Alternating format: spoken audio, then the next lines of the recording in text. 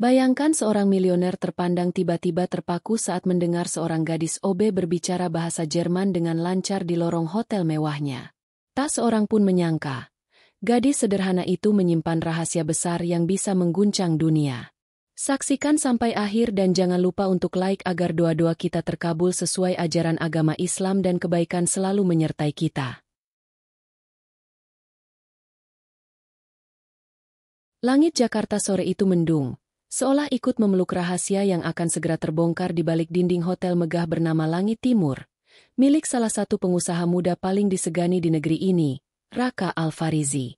Usianya belum menginjak kepala 3, tapi portofolio bisnisnya telah menggurita.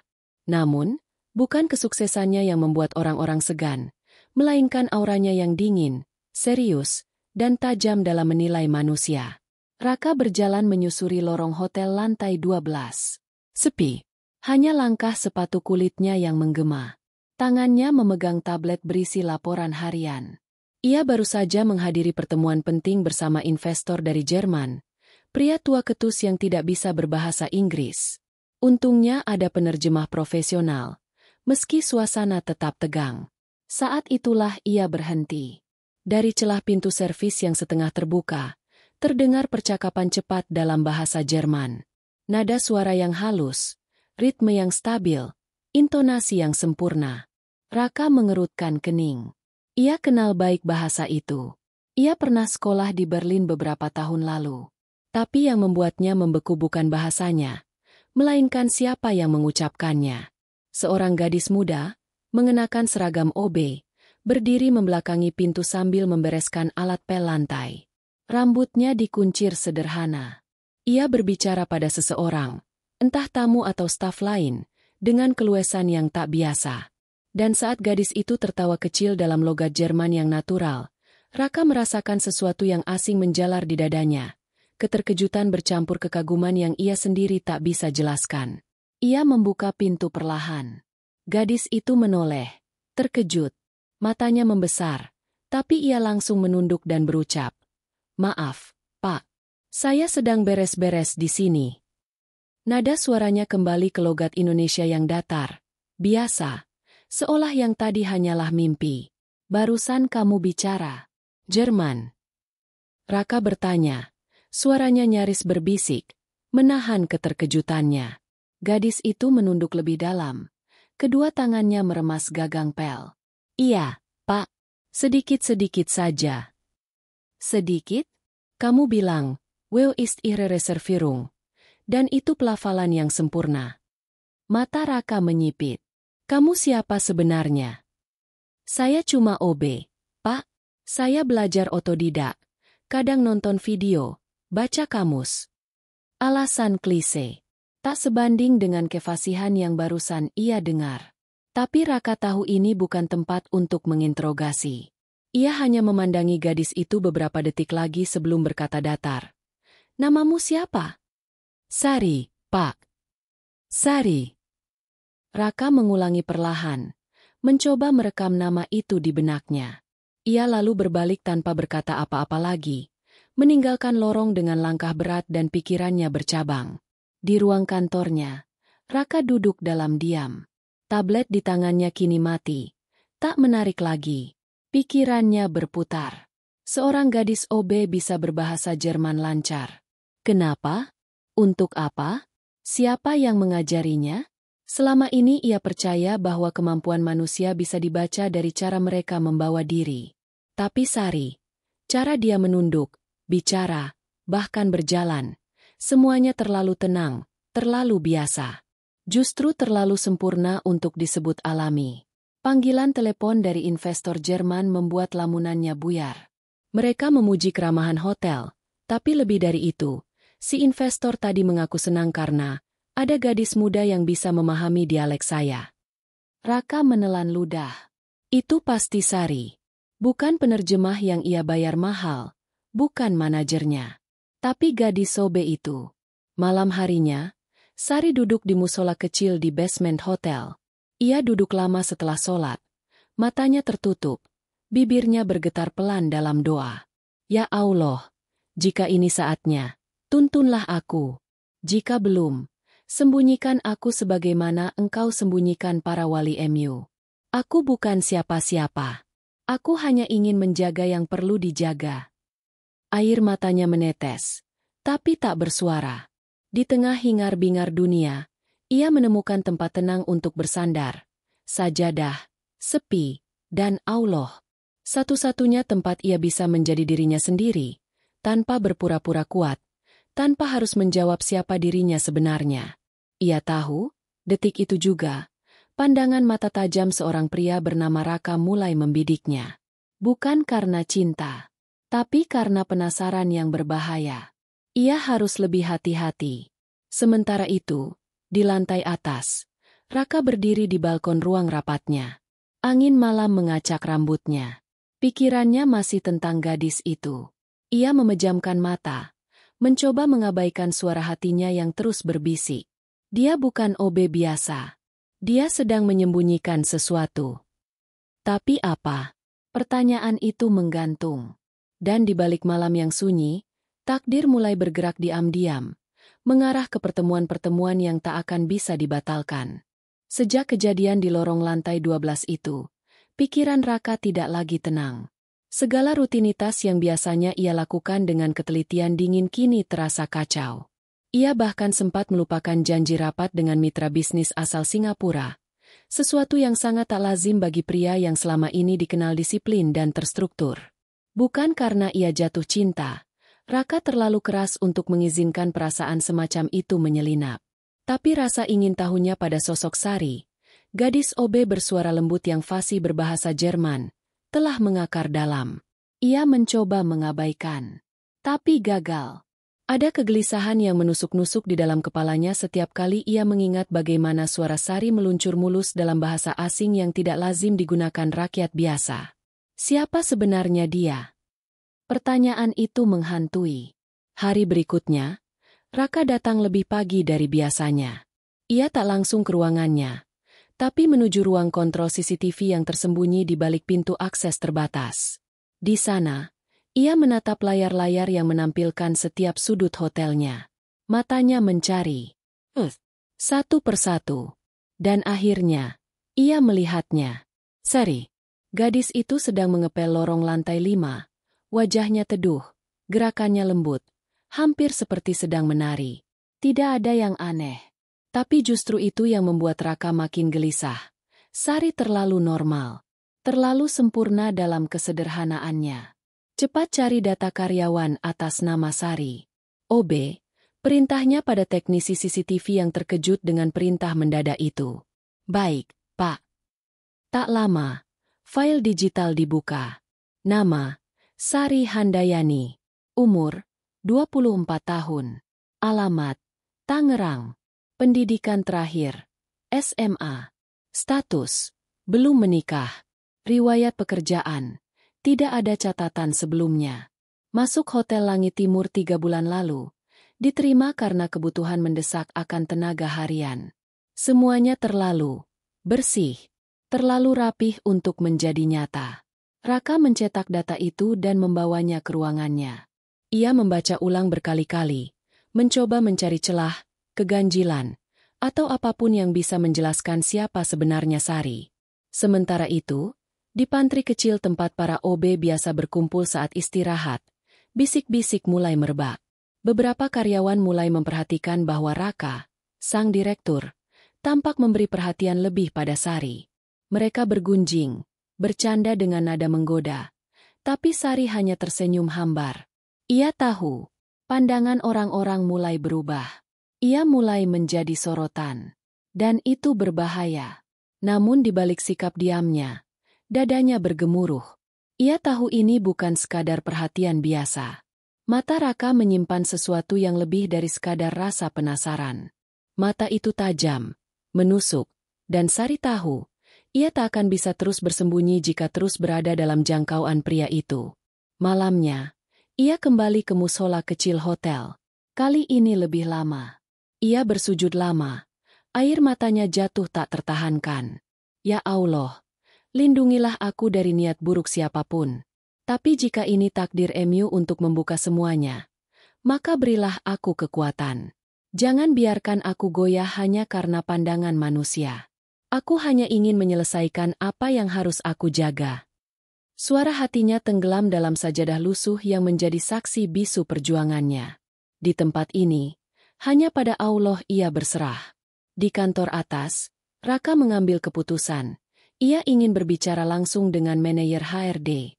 Ia ingin tahu bagaimana Sari bisa masuk ke dalam sistem tanpa jejak pengalaman kerja. Namun, jawaban yang ia terima justru makin membuat kepalanya panas. Pak, waktu itu kita memang butuh OB tambahan. Banyak yang melamar, tapi hanya dia yang datang langsung. Kami wawancara singkat saja. Gajinya rendah, kerjaannya ringan. Kami pikir tak masalah. Tak masalah. Nada Raka meninggi. Kalian tidak verifikasi data? Tidak cek ke lapangan? Maaf, Pak, kami salah. Raka memijat pelipisnya. Ini bukan sekadar kelalaian. Ini tanda. Tanda bahwa seseorang ingin masuk tanpa meninggalkan jejak. Dan seseorang seperti itu pasti menyimpan sesuatu. Malam ketiga sejak kejadian itu, Raka diam-diam mengikuti Sari saat gadis itu keluar hotel usai shift malamnya. Ia naik angkot, duduk di pojok sambil menunduk. Raka menyewa sopir pribadinya untuk membuntuti dari jauh. Perjalanan menuju pinggiran kota, masuk ke gang sempit, lalu berhenti di sebuah rumah kontrakan petak berlampu remang. Sari masuk. Tak ada siapa-siapa menyambut. Tak ada suara TV. Tak ada suara musik. Hanya sunyi dan cahaya lampu kuning yang redup. Raka tak turun dari mobil. Ia hanya duduk diam, menatap rumah itu dari kejauhan. Ada keganjilan yang makin kuat terasa. Orang biasa tak akan bisa berbicara seperti Sari. Orang biasa tak hidup sesunyi itu. Seseorang dengan kemampuan seperti Sari tak seharusnya berada di tempat itu. Esok paginya, saat Raka melewati lorong resepsionis, ia melihat Sari dari kejauhan tengah membantu membawa handuk ke kamar-kamar. Saat mata mereka bertemu, Raka menatap lekat. Tak berkata apa-apa. Tapi tatapannya jelas. Aku sedang mengamatimu. Dan Sari tahu. Ia bisa merasakannya. Hawa itu, tekanan itu, pengawasan itu. Ia menarik napas panjang dan dalam hati berucap, "Ya Allah, jika ini adalah ujian, maka tabahkanlah. Aku tidak akan lari." Pagi itu, lorong Hotel Langit Timur tak seramai biasanya. Sebagian besar tamu keluar untuk city tour yang disediakan manajemen. Suasana tenang, hampir sepi. Tapi justru dalam sepi itulah bisikan rahasia paling nyaring terdengar. Sari tengah merapikan set tisu kamar di lantai 7 ketika seseorang menyapanya dengan bahasa Inggris yang cepat. Seorang pria muda berkebangsaan Prancis, dari cara bicaranya, yang baru saja check-in sehari sebelumnya. Awalnya Sari hanya mengangguk dan menjawab sopan. Tapi begitu pria itu mengalihkan pembicaraan ke bahasa Jerman, Sari menegang sejenak. "Sag mal, verstehst du Deutsch?" "Sorry, kamu bisa bahasa Jerman?" Sari menunduk. "Ein bisschen." "Sedikit." Tapi lidahnya memutar kalimat lebih dari sekadar, sedikit. Dengan refleks, ia menjawab satu pertanyaan lagi, lalu dua. Lalu pembicaraan itu berkembang menjadi obrolan tentang sejarah Jerman Timur, perpecahan Berlin, hingga topik sensitif. Penyelundupan artefak kuno dari negara Timur Tengah ke museum-museum Barat. Tanpa sadar, nada bicara mereka menurun. Sari sempat melirik kanan-kiri. Lorong masih sepi. Namun, ia tahu, rasa aman itu tak akan bertahan lama. 2 lantai di atas mereka, Raka berdiri membatu di depan layar CCTV pribadi yang ia pasang diam-diam. Ia memerhatikan monitor kecil di genggamannya, rekaman langsung dari lorong lantai 7. Gadis itu, lagi-lagi, melampaui segala logika. Kini bukan hanya bahasa Jerman, tapi topik pembicaraannya terlalu berat untuk ukuran seseorang yang hanya tamatan SMA. Ia bahkan menyebut Museum Pergamon, Konvensi Den Haag 1954, dan istilah yang bahkan Raka sendiri butuh waktu untuk mencernanya. Matanya menyipit. "Sari, kamu sedang menyembunyikan sesuatu yang lebih dari sekadar masa lalu." Ia memutus sambungan video dan langsung menuju lift, menekan tombol dengan jari gemetar. Kali ini, bukan sekadar ingin tahu. Ia ingin membuktikan bahwa kecurigaannya selama ini bukan paranoia. Sementara itu, pria asing itu menatap Sari penuh arti. Kau lebih dari yang kau tunjukkan, bukan? Sari mengangguk kecil. Dan Anda juga. Suara langkah sepatu terdengar di ujung lorong. Sari langsung membalikkan badan, mengambil ember pel, berpura-pura mengepel. Pria asing itu menyadari isyarat itu dan langsung melangkah ke kamarnya tanpa menoleh lagi. Raka muncul dari balik tikungan lorong tak lama setelahnya. Tatapannya menancap pada gadis muda yang sedang berjongkok dengan wajah tertunduk. Detik itu, udara terasa lebih berat. Kamu bicara sama tamu tadi? Tanya Raka tenang. Sari berdiri pelan. Iya, Pak. Dia minta tambahan handuk. Pakai bahasa Jerman. Sari tersenyum, tapi senyum itu getir. Kebetulan dia tak bisa bahasa Inggris. Bukan kebetulan. Kamu terlalu sering kebetulan. Kamu bicara seperti seorang profesor, bukan OB. Sari menunduk. Mungkin karena saya suka membaca, Pak. Kalau kamu jujur, aku bisa bantu. Tapi kalau kamu terus menyembunyikan siapa dirimu sebenarnya, aku akan mencari tahu sendiri. Dan aku janji, aku akan temukan semuanya. Nada suaranya datar, tapi tegas. Bukan ancaman, tapi pernyataan dari seseorang yang tak terbiasa dikhianati oleh logikanya sendiri. Sari menggigit bibirnya. Matanya memerah. Tapi bukan karena takut, melainkan karena ia tahu pertahanan yang ia bangun perlahan mulai retak. Kenapa Bapak ingin tahu? Tanyanya lirih. Karena kamu terlalu banyak tahu, tapi memilih untuk pura-pura tidak tahu. Sari mengangguk pelan, lalu menunduk lebih dalam. Saya tidak bisa menjawab. Pak, belum. Belum. Raka mengangkat alis. Saya cuma minta, Bapak jangan terlalu dekat. Untuk kebaikan Bapak sendiri. Ucapan itu seperti tamparan halus yang membekas lama. Raka tak menjawab. Ia hanya menatap Sari sekali lagi sebelum berbalik, melangkah pergi. Tapi dalam dadanya, suara Sari tadi menggema kuat. Untuk kebaikan Bapak sendiri. Kalimat itu tak terdengar seperti peringatan biasa. Itu terdengar seperti ancaman yang penuh kasih. Malamnya, Sari kembali ke musola. Ia sujud lama, lebih lama dari biasanya. Tubuhnya bergetar. Lidahnya keluh, hanya bisa berdoa dalam hati. Ya Allah, aku sudah terlalu lama menyimpan ini. Tapi jika waktunya sudah dekat, maka bukakan jalanku. Tapi lindungi hamba dari orang-orang yang berniat buruk pada kebenaran. Aku hanya ingin menjaga titipan MU. Aku tak ingin kemuliaan ini disalahgunakan. Air matanya mengalir di sajadah yang telah usang. Ia menggenggam kuat tasbih kecilnya, satu-satunya peninggalan ayahnya. Dalam sujudnya, ia bukan Sari sang OB, tapi Sari yang sebenar-benarnya manusia, penuh luka, penuh takut, tapi memilih bertahan karena keyakinan. Keesokan paginya, lorong hotel kembali riuh. Tapi sesuatu telah berubah. Raka kini tak hanya mengamati. Ia mulai mencari. Bertanya halus ke staf lain. Mengamati gerak-gerik Sari dari jauh. Dan Sari, ia kini berjalan lebih lambat, lebih waspada. Seolah setiap langkahnya bisa menginjak ranjau. Namun di balik ketakutan itu, ada satu hal yang membuatnya tetap berdiri tegak. Ia tahu, ia tidak sendiri. Ia punya Allah. Dan ketika seseorang punya Allah, maka bahkan saat seluruh dunia memburu, hatinya tetap bisa tenang. Langit Jakarta diselimuti mendung. Lagi. Tapi mendung yang menggantung di dalam hati Raka terasa jauh lebih berat dari sekadar awan kelabu di luar jendela. Beberapa hari terakhir ini, pikirannya seperti ladang perang. Antara logika dan firasat, antara rasa ingin tahu dan suara kecil yang memperingatkan. Berhenti, sebelum semuanya terlambat. Namun, Raka tidak bisa berhenti.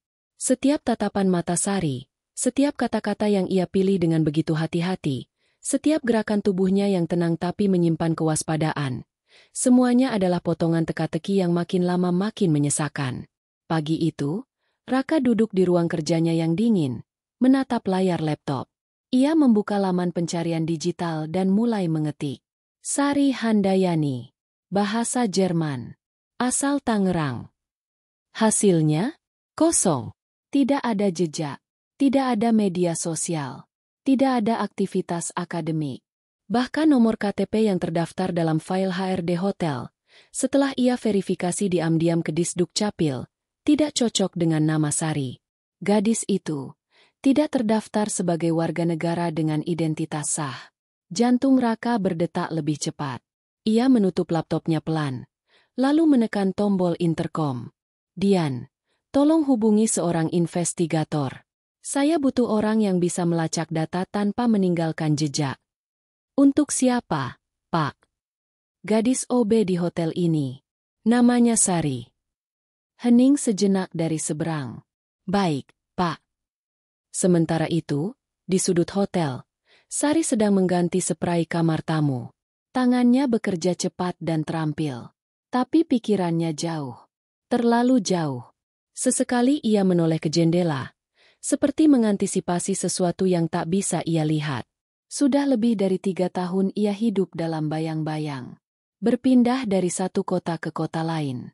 Dari satu pekerjaan ke pekerjaan lain. Tapi hanya di hotel inilah ia merasa waktunya semakin menipis. Ia tahu sorot mata Raka bukan sorot mata biasa. Bukan hanya ingin tahu, tapi ingin mengungkap. Dan itu berbahaya. Karena jika satu bagian dari masa lalunya terbuka, maka semuanya akan ikut terseret. Dan ketika itu terjadi, bukan hanya dirinya yang akan terluka, tapi orang lain juga. Orang yang tak tahu apa-apa. Orang-orang yang hanya ingin hidup damai. Sore itu, Raka menerima telepon dari investigatornya. Suara di seberang terdengar ragu. Pak, saya sudah telusuri. Tidak ada rekam jejak atas nama Sari Handayani yang cocok dengan ciri-ciri yang Bapak berikan. Terus. Tapi, saya temukan satu nama yang mirip. Bukan di Indonesia, tapi di Jerman. 5 tahun lalu, ada seorang gadis bernama Sarinahan yang tinggal di Frankfurt. Nama belakangnya bukan Handayani, tapi jejak akademis dan kemampuan bahasanya cocok. Raka berdiri. Tegap. Teruskan. Sarina adalah mahasiswa magang di salah satu institut riset sejarah Islam dan artefak Timur Tengah. Tapi 1 tahun kemudian, ia menghilang. Tanpa kabar. Tak ada dokumen keluar. Tidak ada catatan perjalanan. Nama itu menghilang begitu saja. Dek. Nama itu seperti menghantam jantung Raka. Sarinahan. Nama yang asing, tapi terasa akrab dalam cara ia menggambarkan Sari. Malamnya, Raka turun ke musola hotel. Ia tahu Sari sering ke sana. Ia tidak masuk, hanya berdiri di luar. Menunggu. Dan benar, tak lama kemudian, Sari keluar. Mata mereka bertemu. Bisa bicara sebentar? Tanya Raka. Sari ragu, tapi akhirnya mengangguk. Mereka berjalan ke taman belakang hotel yang sepi.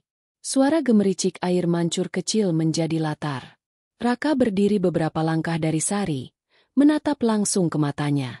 Kamu, bukan Sari Handayani, kan? Sari terdiam. Saya sudah tahu soal Sarinahan. Institut Riset Artefak Islam. Kamu menghilang dari sana. Sekarang kamu ada di sini. Jadi, siapa kamu sebenarnya? Wajah Sari menegang, tapi bibirnya tidak gemetar. Ia menatap Raka dengan pandangan yang tak bisa dibaca. Saya cuma seseorang yang ingin menebus kesalahan. Kesalahan apa? Sari menghela napas.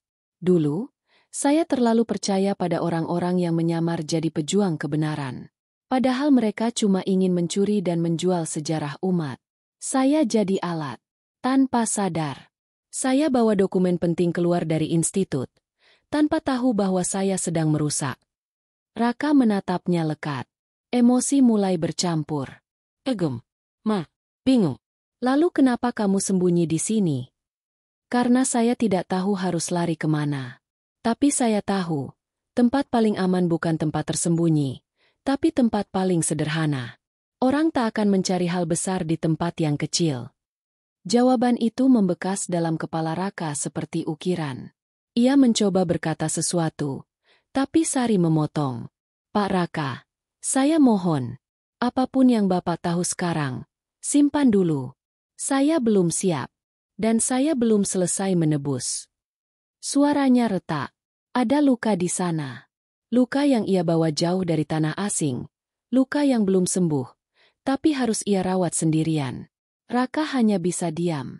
Ia tahu, Sari tidak berdusta. Tapi yang tak ia mengerti, justru kenapa hatinya mulai ingin melindungi gadis itu, bukan lagi sekadar membongkar rahasianya. Semenjak percakapan di taman belakang malam itu, Raka tak lagi bisa melihat Sari dengan cara yang sama. Ia mencoba menjaga jarak, tapi matanya terus mencari. Ia mencoba kembali fokus pada pekerjaannya. Namun pikirannya tetap terbelah. Ada sesuatu dalam diri gadis itu yang menekan batinnya. Bukan hanya karena misterinya, tapi karena getaran batin yang tak bisa dijelaskan dengan nalar. Dan ketika logika mulai gagal menjawab pertanyaan-pertanyaan hidup, satu-satunya tempat untuk mencari jawaban adalah ke dalam hati. Siang itu, ketika matahari sedang tinggi dan hotel dalam suasana lengang, Raka turun ke lantai dasar. Ia tidak membawa asisten, tidak membawa ponsel. Langkahnya pelan, seolah sedang mencari sesuatu, atau mungkin sedang ingin ditemukan. Di ujung lorong sepi, berdiri pintu kayu kecil dengan tulisan sederhana, Mushola Karyawan. Sebuah ruang sunyi di antara hiruk-pikuk dunia bisnis yang tak pernah tidur. Raka membuka pintu itu pelan. Di dalam, udara terasa berbeda. Sejuk, hening. Dinding putih polos tanpa hiasan mewah. Sejadah tergelar rapi, dan di ujung ruangan, ia melihat sosok yang membuat langkahnya membeku. Sari sedang bersujud. Punggungnya tegak, tubuhnya diam, tapi dari gerakan bahunya yang sedikit gemetar, Raka tahu, ada air mata yang jatuh.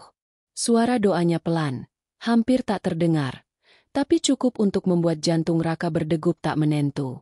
Ya Allah! Engkau tahu aku lemah, tapi aku ingin menjaga apa yang kau titipkan. Jangan biarkan aku jatuh hanya karena ujian dunia. Jika aku harus kehilangan dunia demi ridha Emu, maka ambillah semuanya. Asal jangan kau cabut keteguhan imanku. Kata-kata itu seperti tombak lembut yang menghunjam ke dada Raka. Ia tak pernah mendengar seseorang berdoa dengan sejujur itu. Tidak di tempat ini. Tidak di tengah dunia bisnis yang penuh topeng dan kepalsuan. Ia mundur perlahan, menutup pintu tanpa suara. Hari itu, ia tidak bicara pada siapapun. Beberapa jam kemudian, Sari keluar dari musola. Wajahnya tenang, tapi matanya merah. Ia kembali bekerja seperti biasa, menyapa tamu dengan sopan, membantu sesama karyawan tanpa banyak bicara. Namun, ada yang berbeda. Dalam diamnya, kini tumbuh tekad baru. Ia tahu, waktunya tinggal sedikit. Sorot mata Raka yang tadi ia rasakan di balik pintu musola, itu bukan sekadar rasa ingin tahu. Itu adalah bisikan lain, sebuah panggilan dari jiwa yang mencari cahaya. Dan Sari tahu, ia harus siap ketika waktu itu benar-benar datang. Sore hari, hujan turun tanpa isyarat. Rintiknya membasahi jendela kaca besar lobi hotel. Para tamu berlindung. Beberapa staf berlarian menutup bagian-bagian luar yang terbuka. Di tengah kekacauan kecil itu, Sari berdiri menatap keluar. Hujan selalu punya tempat istimewa di hatinya. Bukan karena romantisme, tapi karena hujan selalu mengingatkannya pada satu hal. Air mata yang turun diam-diam, tapi membersihkan segalanya. Kalau aku tanya sesuatu, kamu mau jawab jujur? Sari menoleh. Raka berdiri di sampingnya, menatap hujan yang sama. Suaranya pelan, tapi dalam. Kalau saya bisa jawab, saya jawab. Kamu masih takut pada masa lalumu? Sari menunduk.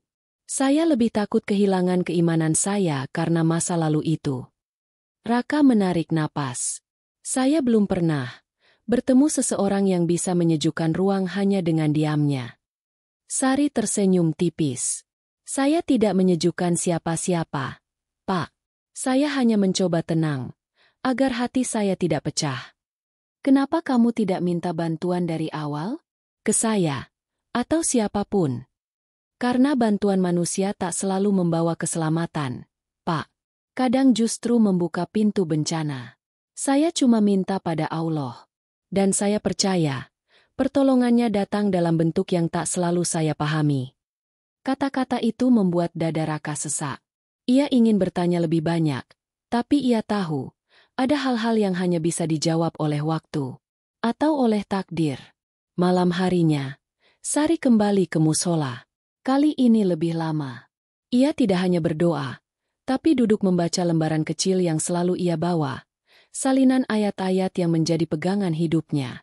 Wahai Engkau yang Maha mengetahui isi hati, aku tidak ingin menjadi besar. Aku hanya ingin selamat. Aku tidak minta dunia. Aku hanya minta Engkau jaga aku dari fitnah yang tak sanggup aku tanggung. Sementara itu, Raka berdiri di balkon kamarnya. Hujan masih turun. Langit makin gelap. Tapi dalam hatinya, ada cahaya kecil yang mulai menyala. Bukan karena jawaban yang ia temukan, tapi karena kedekatannya dengan seseorang yang hidup di antara luka dan kekuatan iman. Ia belum tahu apa yang akan terjadi. Tapi ia tahu satu hal. Sari bukan gadis biasa. Dan mungkin, Allah sedang mempertemukannya dengan seseorang yang akan mengubah arah hidupnya. Bukan dengan kekuatan, tapi dengan ketenangan yang lahir dari keikhlasan paling dalam. Malam itu, hujan belum reda. Rintik masih menari di jendela kaca Hotel Langit Timur, menciptakan suara lirih yang berpadu dengan sepinya lorong lantai atas. Jam digital di dinding menunjukkan pukul 23.17. Saat sebagian besar tamu hotel telah terlelap dan sebagian staf malam bersiap mengakhiri giliran. Tapi tidak bagi Raka. Ia berdiri di balik tirai suite-nya. Matanya menatap tajam ke arah lorong. Ada sesuatu yang membuatnya menahan diri untuk tidak istirahat malam ini. Sebuah kegelisahan aneh sejak sore tadi, ketika hujan turun bersamaan dengan bisikan yang tak bisa ia abaikan. Ikuti jejak itu. Jangan berhenti di pertanyaan. Karena jawaban tidak datang dua kali. Dan saat itu terjadi, ia melihatnya. Sari, berjalan cepat namun penuh kehati-hatian melewati lorong menuju lift VIP. Bukan area yang biasa ia datangi. Tapi yang membuat dada Raka membeku adalah tangan mungil yang digenggam Sari erat-erat. Seorang anak kecil, usia sekitar 5 tahun. Mengenakan jaket biru tua, penutup kepala menutupi sebagian wajahnya. Tapi langkahnya ringan, dan sesekali ia bersandar pada Sari seperti seseorang yang merasa aman. Sari menekan tombol lift. Pintu terbuka. Mereka masuk. Dan hilang. Raka tak membuang waktu. Ia mengambil kartu akses master dan segera menuju panel keamanan lantai, membuka daftar aktivitas lift. Di layar kecil, tercatat jelas, lift VIP, lantai 16, akses ganda, Sari, ID OB019, dan kartu override. Sesuatu mulai tak masuk akal. Lift VIP hanya bisa diakses manajemen. Bagaimana Sari bisa masuk? Dan, siapa anak itu? Tak lama kemudian, Raka berdiri di depan pintu kamar 1606, salah satu kamar eksklusif yang biasanya tidak dibuka untuk tamu umum. Ia menempelkan telinga ke pintu. Tingi. Tapi sayup-sayup, terdengar tawa kecil. Lalu suara Sari, lembut, hangat, seolah sedang menenangkan. Sudah ya, jangan ganggu. Besok kita harus pergi pagi. Kamu janji tadi. Dia siapa? Kak? Tanya suara anak kecil. Dia orang baik. Tapi belum waktunya kamu kenal dia. Suara itu. Nada itu. Raka mundur satu langkah. Tidak percaya. Sari bukan hanya menyimpan masa lalu. Tapi juga menyembunyikan seseorang. Esok paginya, saat staf sibuk menyambut tamu baru, Raka memanggil Sari ke ruangannya. Duduk. Katanya singkat. Sari menurut. Neng. Seperti biasa. Tapi Raka melihat matanya lebih lelah dari biasanya. Seolah semalam ia tidak tidur sama sekali. Siapa anak itu? Sari terdiam. Jangan bohong. Aku lihat kalian masuk lift VIP. Aku tahu kamu bawa anak kecil ke kamar 1606. Sari menunduk. Tangannya mengerat. Tapi tetap tak menjawab. Sari. Suara Raka melembut, nyaris bergetar. Aku tidak akan menyakitimu. Tapi aku perlu tahu. Karena kamu sedang bermain di tempat yang bisa membahayakan bukan hanya dirimu, tapi juga anak itu. Sari menutup matanya sejenak. Napasnya dalam, berat, lalu membuka perlahan. Namanya, Rafiq. Dia bukan adik kandungku. Tapi aku dititipkan untuk menjaganya. Siapa orang tuanya? Sari menatap lurus. Orang yang dulu menyelamatkan aku saat semua dunia membuangku. Jadi kamu sembunyikan dia di sini? Di hotel? Saya tidak punya tempat lain yang cukup aman. Pak Raka. Dia sudah 3 kali hampir diculik. Dan satu-satunya tempat yang belum dicurigai adalah hotel ini. Raka menatap Sari lama. Kenapa harus kamu? Karena saya satu-satunya orang yang tahu dokumen siapa yang dia bawa di dalam tubuhnya. Raka terperanjat. Apa maksudmu? Sari tersenyum lirih. Tapi senyum itu penuh luka. Anak itu adalah kunci. Di bawah kulit punggungnya, ada chip yang disisipkan oleh ayahnya. Profesor yang dulu mengungkap jalur pencucian harta wakaf lintas negara. Chip itu berisi data tak ternilai. Bukan sekadar angka, tapi juga nama-nama, jaringan, rute aliran dana yang sudah lama menghilang dari kas umat. Suasana hening. Dunia seperti berhenti sejenak. Raka merasakan tengkuknya dingin. Lantai seakan bergeser di bawah kakinya. Dan kamu merawat dia sendirian. Tidak sendirian, jawab Sari lirih. Saya selalu minta penjagaan dari Allah, setiap malam, setiap sujud, agar saya bisa menjaga titipan ini hingga waktunya. Air mata jatuh dari mata Sari. Tapi ia tak mengusapnya. Ia biarkan mengalir. Sebagai bukti bahwa meski ia terlihat kuat, beban di pundaknya lebih dari yang bisa dipikul manusia biasa. Raka tak bisa berkata-kata. Beberapa jam setelah itu, ia berdiri sendiri di rooftop. Angin sore menerpa jasnya.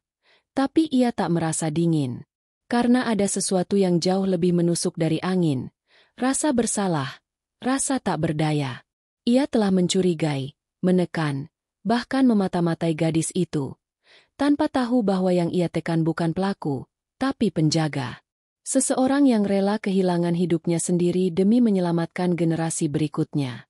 Dan anak kecil itu bukan sekadar anak. Ia adalah harapan yang terbungkus tubuh mungil, dikejar banyak pihak, tapi dilindungi oleh satu perempuan yang tak punya apa-apa selain keberanian dan keyakinan. Malam itu, untuk pertama kalinya, Raka tak tidur. Ia hanya memandang langit dari balik jendela, dan bertanya dalam hati, "Ya Allah, kenapa kau pertemukan aku dengan gadis sekuat itu? Dan kenapa hatiku sekarang justru ingin berdiri di sampingnya?" Alarm itu meraung di layar ponsel Raka seperti ledakan kecil yang memecah malamnya yang sunyi. Detik itu juga, ia berlari meninggalkan ruangannya. Nafasnya memburu, langkahnya tak teratur. Ini bukan alarm kebakaran. Ini bukan pelanggaran akses biasa. Seseorang menyusup ke kamar 1606. Kamar tempat Sari menyembunyikan Rafiq. Raka menabrak pintu lift yang belum sepenuhnya terbuka, memaksa masuk, menekan tombol lantai 16 berulang kali seperti berharap lantai itu bisa ia capai dalam sekejap. Otaknya berkecamuk. Antara rasa bersalah karena selama ini ia menginterogasi Sari, dan rasa takut. Takut kalau malam ini, sesuatu yang tak terbalas akan benar-benar terjadi. Begitu pintu lift terbuka, ia berlari menyusuri lorong. 2 petugas keamanan berlari dari arah berlawanan. Siapa? Belum diketahui, Pak. Orang itu sudah lari saat alarm sensor pintu berbunyi. Kami kehilangan visual di tangga darurat. Raka tidak mendengar sisanya. Ia menghampiri pintu kamar 1606 yang kini terbuka setengah. Di dalam, lampu menyala terang. Dan di tengah ruangan itu, Sari berdiri dengan tubuh gemetar. Satu tangannya memeluk Rafiq yang menangis keras. Tangan lainnya menggenggam benda kecil berkilau, gunting dapur yang entah dari mana ia ambil. Matanya liar. Nafasnya putus-putus. Keringat membasahi pelipisnya meskipun AC di kamar menyala penuh. Saat Raka masuk, Sari langsung berbalik, menahan posisi seolah siap membela diri. "Ini aku," seru Raka. "Sudah aman. Orang itu sudah pergi." Tapi Sari tidak langsung tenang. Butuh beberapa detik sampai ia mengenali suara itu, dan gunting di tangannya perlahan merosot ke lantai. Sari jatuh terduduk sambil memeluk Rafiq lebih erat. Tangis anak itu masih pecah, tapi kini diselimuti pelukan yang menguatkan. Dia masuk dari ventilasi atas. Bisik Sari. Aku dengar suara gesekan. Aku pikir tikus. Tapi ternyata dia menjatuhkan diri dari plafon. Aku hanya sempat dorong dia dan teriak. Raka menatap plafon kamar yang terbuka. Perangkat ventilasi rusak. Skrup menggantung. Ini bukan pencuri sembarangan. Ini adalah serangan yang direncanakan. Ia berbalik pada petugas keamanan. "Periksa semua CCTV dari 2 jam terakhir. Telusuri siapa yang punya akses teknis ke jalur udara." "Baik, Pak." Setelah semua petugas pergi, tinggal mereka bertiga di kamar itu. Hening. Rafiq tertidur dalam pelukan Sari setelah menangis kelelahan. Wajahnya masih menyisakan garis trauma. Sari duduk di sudut tempat tidur, memeluk lutut. Matanya kosong, tapi tubuhnya masih tegang. "Dia menyebut namaku," bisik Sari akhirnya. "Orang itu." Saat masuk, Raka menoleh. "Apa?" "Sebelum aku dorong dia keluar, dia bilang, 'Sudah lama kami mencarimu. Sarina, kau tidak bisa sembunyi selamanya.'" Raka mengatupkan rahangnya. Dadanya mulai panas. Kata, "kami," menggema dalam pikirannya seperti lonceng kematian. Beberapa menit kemudian, Raka membawa air hangat dan selimut tambahan. Ia menyodorkan gelas itu ke Sari. "Minumlah. Kau butuh itu." Sari menerima tanpa banyak kata.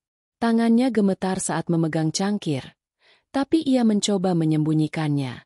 "Kau bisa saja mati malam ini," ujar Raka pelan.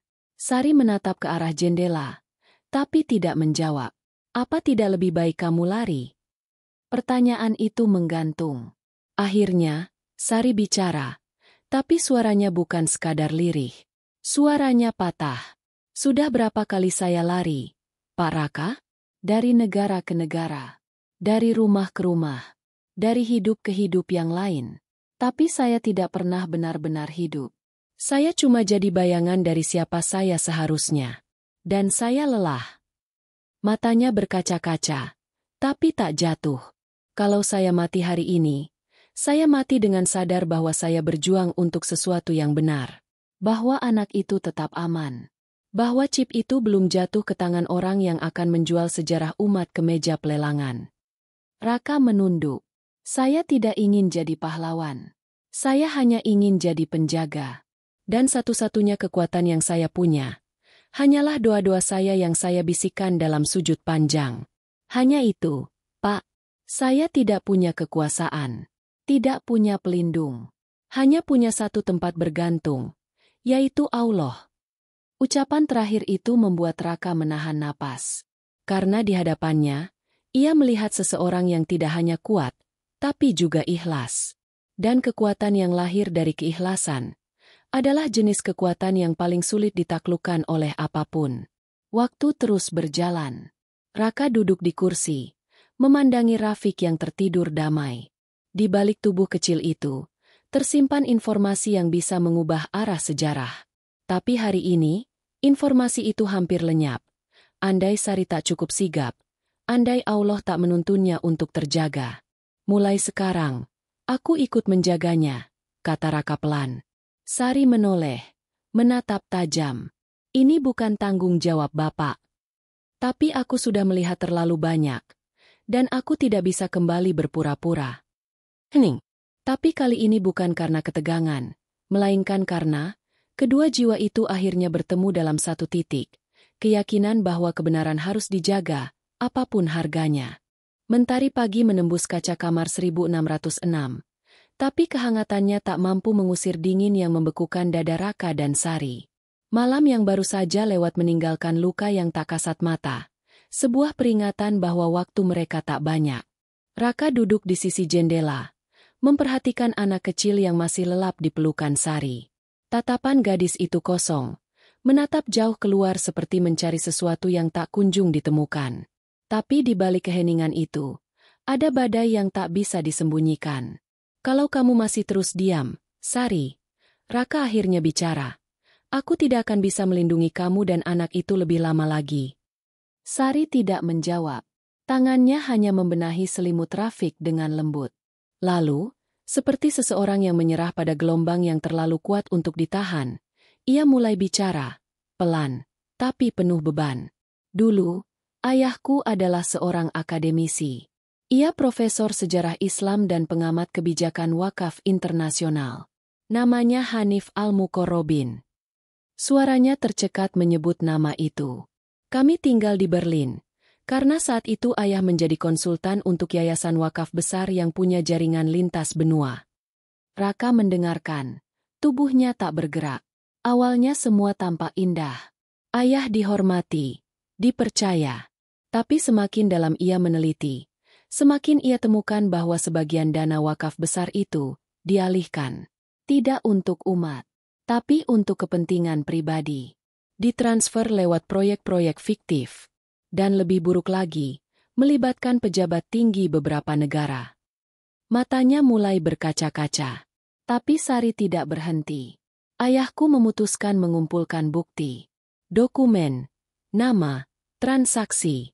Ia menyimpan semuanya dalam satu sistem, dilindungi kode enkripsi, dan akhirnya, demi keamanan, ia menanamkan sebagian chip data itu ke tubuh anak kecil yang diasuhnya secara rahasia. Rafiq. Sari mengangguk. Bukan darah daging ayahku, tapi seperti anak sendiri baginya. Raka mencengkeram sandaran kursi. Emosinya mendidih bukan karena amarah, tapi karena betapa besar hal yang selama ini ditanggung seorang gadis yang bahkan tidak bisa menunjukkan identitas aslinya. Ayah tahu mereka akan mencarinya. Dan benar saja mereka datang. Mereka menyamar sebagai tamu, sebagai mitra, sebagai teman.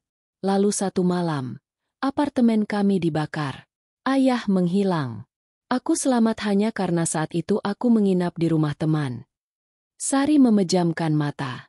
Suaranya retak. Sisa-sisa tubuh ditemukan. Tapi tidak bisa diidentifikasi pasti. Beberapa bilang ayahku terbunuh. Tapi aku percaya, kalaupun dia tak selamat, ilmunya belum hilang. Dan aku masih punya tanggung jawab untuk menjaganya. Hening mengalir panjang. Raka nyaris tak bisa bernapas. Jadi selama ini kamu lari. Karena kamu tahu kamu dijadikan target. Sari mengangguk. Dan karena data itu, Pak Raka, mereka bukan hanya mengincar aku. Mereka akan memburu siapapun yang pernah dekat denganku. Termasuk aku? Tanya Raka dengan nada setengah getir. Sari menatapnya lama. Mata mereka bertemu dalam luka yang sama. Maaf, bisik Sari. Tapi ya, sekarang Bapak juga dalam bahaya. Di luar kamar, dua petugas keamanan sedang memeriksa ulang jejak digital akses pintu. Seseorang dari luar negeri mengakses sistem CCTV malam sebelumnya. Raka menerima laporan itu 1 jam kemudian. Negara asal IP? Austria. Kebetulan? Sari langsung pucat saat mendengar nama itu. Itu markas yayasan terakhir tempat ayahku mengaudit sebelum diburu. Mungkin mereka sudah tahu aku di sini. Malam harinya, Sari berwudu perlahan. Di musola kecil lantai basement, ia duduk lebih lama dari biasanya. Sholatnya kali ini tidak terburu-buru. Sujudnya dalam. Matanya basah. Ya Allah, aku bukan siapa-siapa. Aku tidak punya apa-apa. Tapi jika masih ada yang bisa aku jaga demi amanah ini, maka kuatkan langkahku.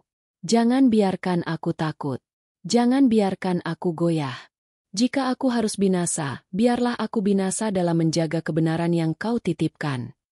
Tangisnya pecah dalam sunyi. Tapi tak ada yang mendengarnya kecuali Dia yang Maha Mendengar. Dan di sudut yang sama, Raka berdiri di luar pintu, mendengar sepenggal doa itu.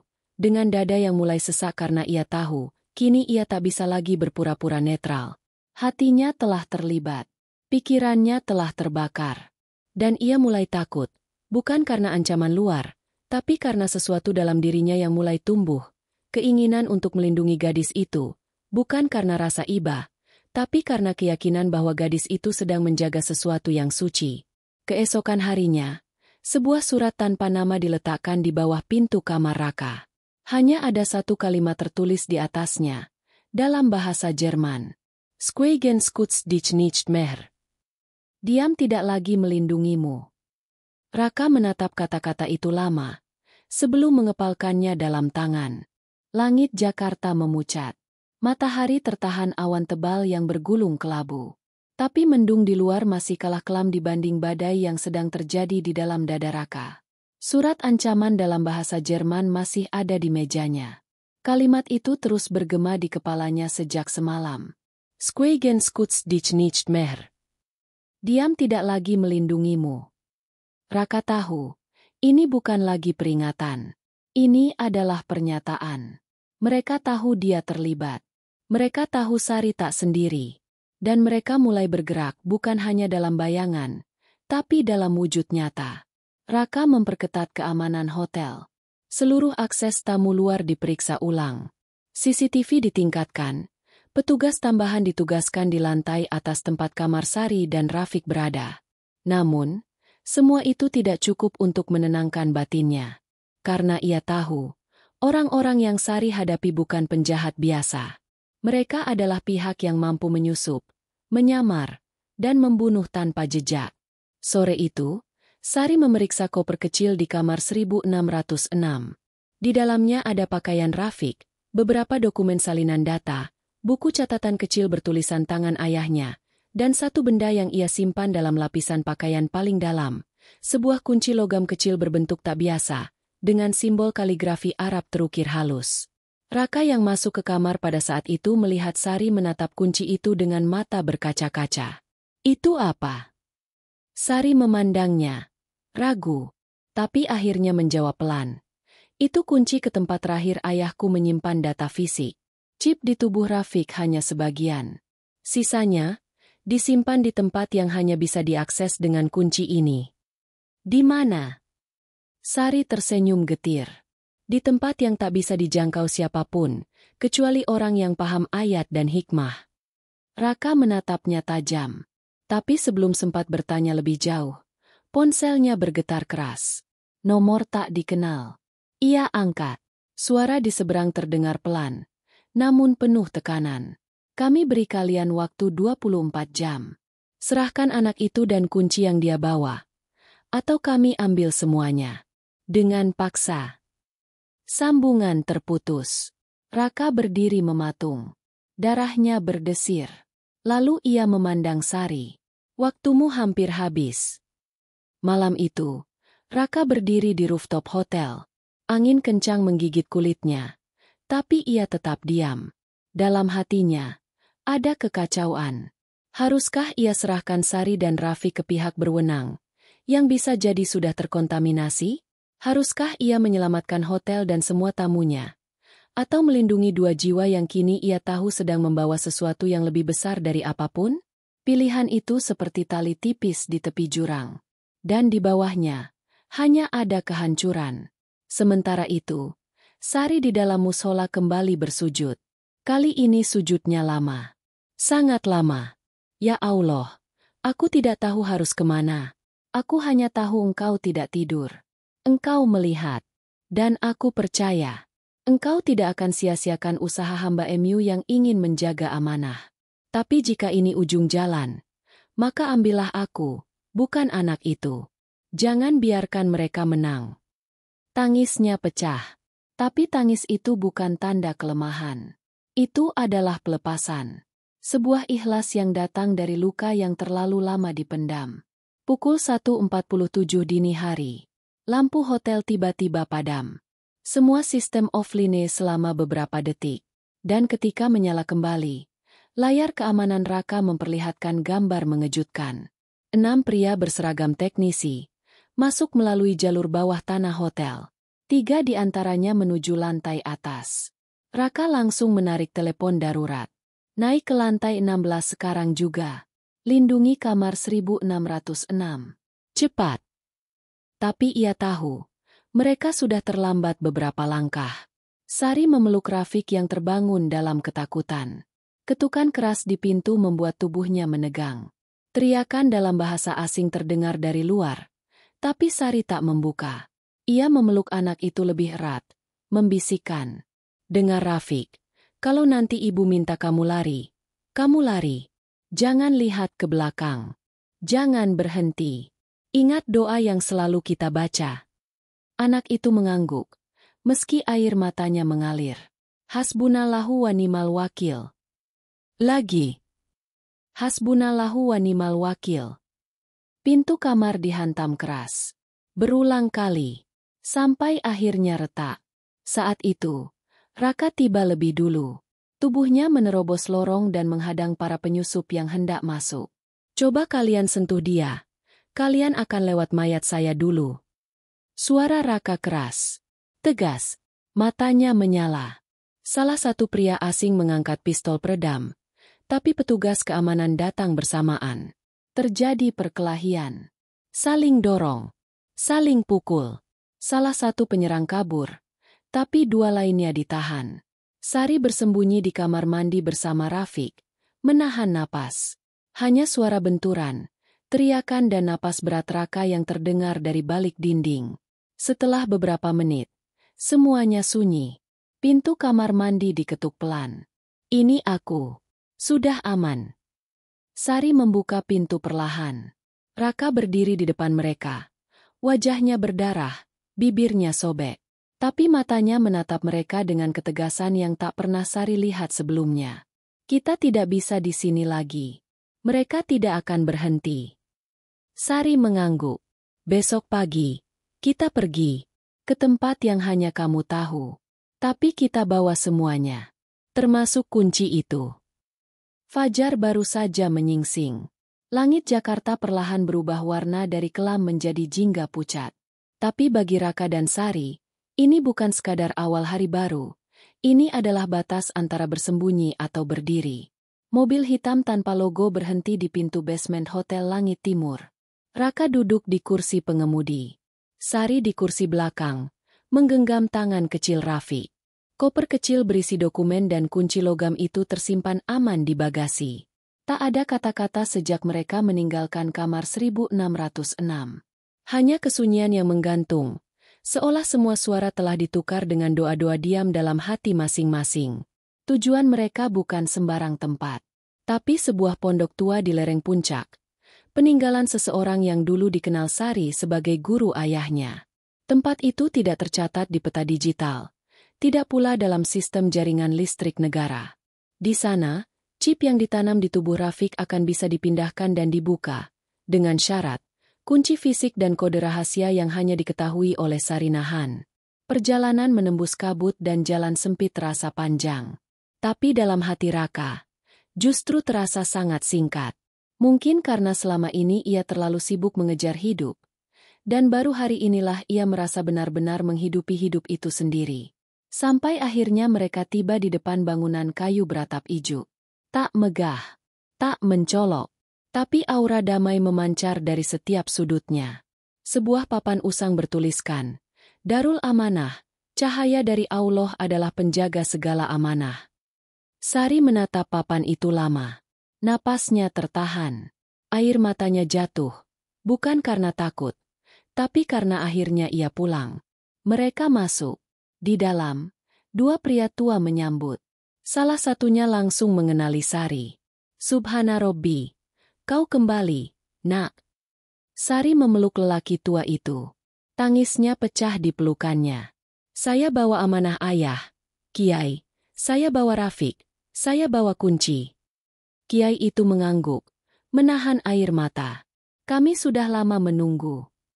Beberapa jam kemudian, proses pemindaian dimulai. Rafik dibius ringan oleh tenaga medis dari relawan pondok. Kunci logam dimasukkan ke dalam sistem kecil mirip kotak sandi yang dirancang khusus. Setelah suara, klik, terdengar, Layar menyala. Kode demi kode muncul. Nama-nama. Angka. Rute transfer dana.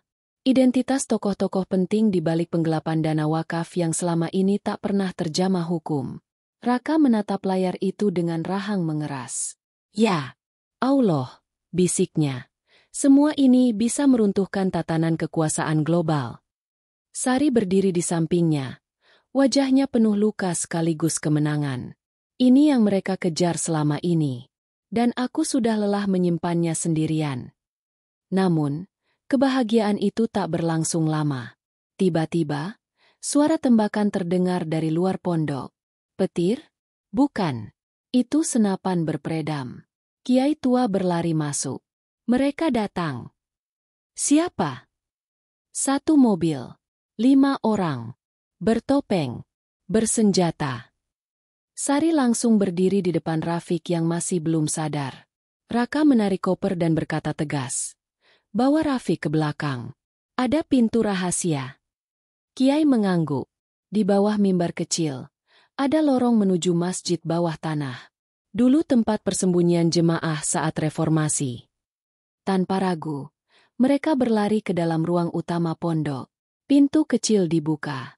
Sari dan Kiai membawa Rafiq, sementara Raka tetap di atas. Pak Raka, ayo turun, teriak Sari.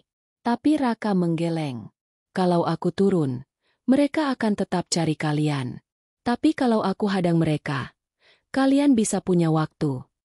Sari mengguncang kepalanya keras. Jangan. Itu bukan tugas Bapak. Raka tersenyum tipis. Mungkin bukan tugasku. Tapi ini, pilihanku.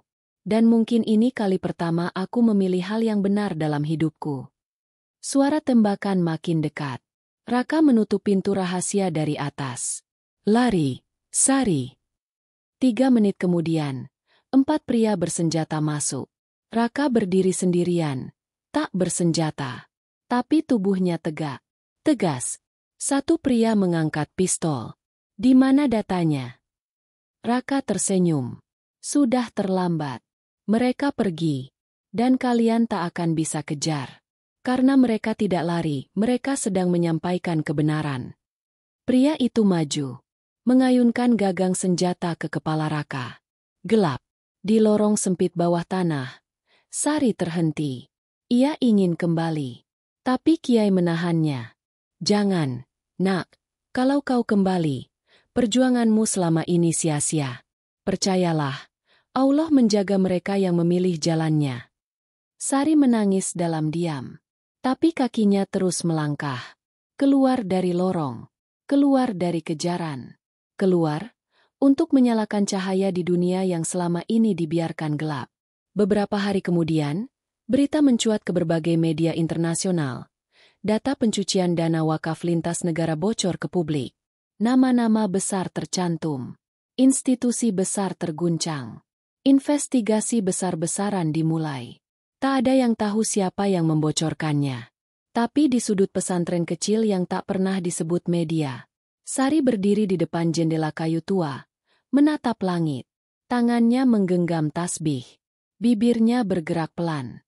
Ya Allah, aku tak ingin dikenal. Aku hanya ingin tugas ini selesai. Jika aku harus hidup dalam bayang-bayang, maka biarlah cahayaku cukup untuk menerangi satu jalan kebenaran.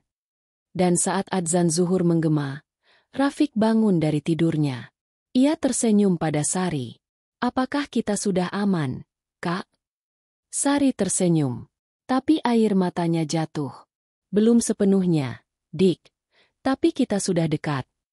Dan untuk pertama kalinya, Sari mengangkat wajahnya ke langit dengan tenang. Tak lagi dibebani masa lalu. Tak lagi dihantui rahasia. Karena kini, ia sudah memilih. Menjadi penjaga yang tak dikenal. Demi amanah yang terlalu mulia untuk dijual.